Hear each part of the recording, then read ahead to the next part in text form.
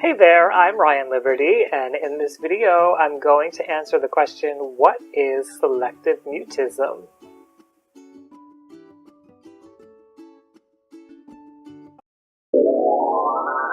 Ooh, ah.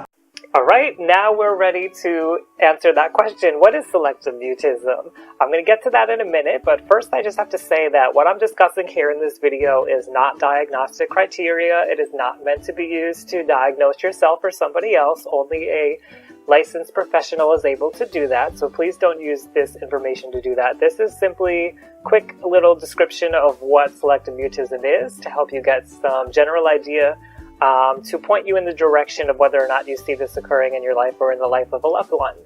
And also, I have to say that if the label of selective mutism in any way doesn't help in your healing, if you find that it causes you stress, it's not helpful, then you don't have to use the label. It's just meant to point towards something. The label is not important as important as what we're discussing. So let's answer the question, what is selective mutism? I've got my notes here to help me give you some correct information. Selective mutism is a failure to speak in specific situations when normally speaking is expected, while also being able to speak in other situations. So one way this very often shows up is with a child. They'll be asked a question about themselves and they just won't be able to speak.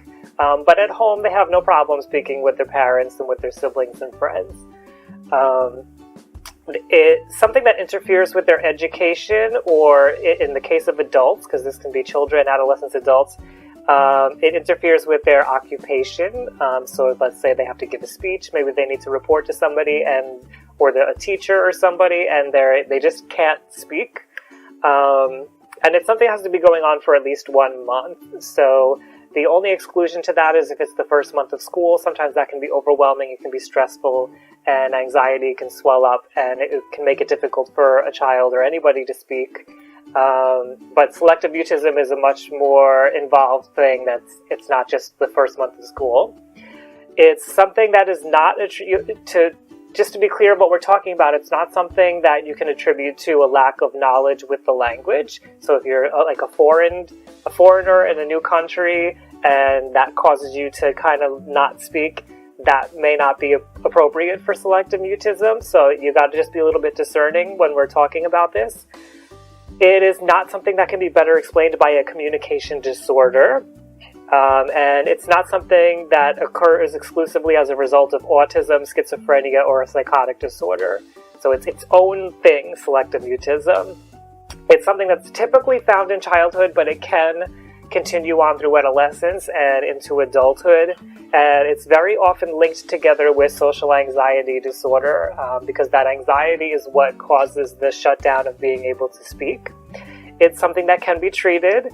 CBT is often what's used, and if appropriate, SSRIs can also be used in conjunction with the CBT, as well as whatever any trained professional or therapist recommends. So what does it feel like to have selective mutism? Well, first you've got any of the signs of anxiety. The way that we experience anxiety in the body is going to show up in selective mutism. So we've got things like headaches, chest pain, nausea, dizziness, shortness of breath, and all those symptoms of anxiety. I do have a video about anxiety if you want to check that out. In our heads, what we're thinking usually is that we wish that we could say something. We're thinking of just say it. And that's what we're actually thinking. We're thinking just say it. Say what you want to say. Or you're thinking of what you can say. It's very frustrating. Or you're telling yourself just speak. It's okay. It's frustrating with selective mutism because you know that it's okay to speak. You know that you should be answering somebody, and yet you can't. Physically, you can't. Emotionally, to go along with that, there's a lot of frustration. There's a fear, because we are talking about anxiety, and there's a fear of somebody judging you. You could be embarrassed about having this problem. There could be dread that somebody's going to ask you a question, you won't be able to answer it, and it can get feeling very lonely because you can't communicate with people. So that's emotionally what's happening with the person. It's a very frustrating experience.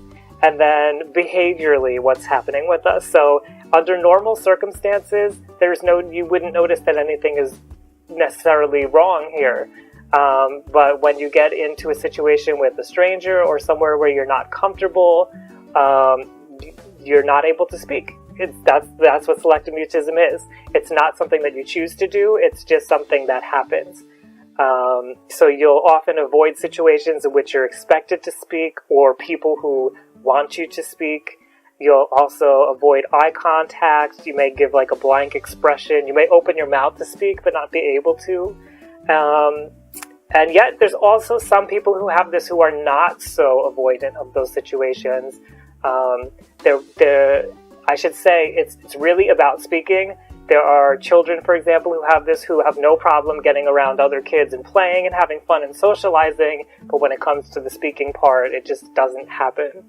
One last thing I want to mention about selective mutism that I noticed while doing some research about this is there's a theory that one of the reasons that it shows up is very often a stranger will approach a child and ask them a question with the parent nearby, or an adult nearby. The child will feel a lot of anxiety, and because of that anxiety, they won't be able to answer. And what happens then is the adult who's with them answers for them. The child's anxiety goes down, and it becomes a reinforced pattern where the parent gets used to, oh, my child's not going to answer, so I'll answer for them.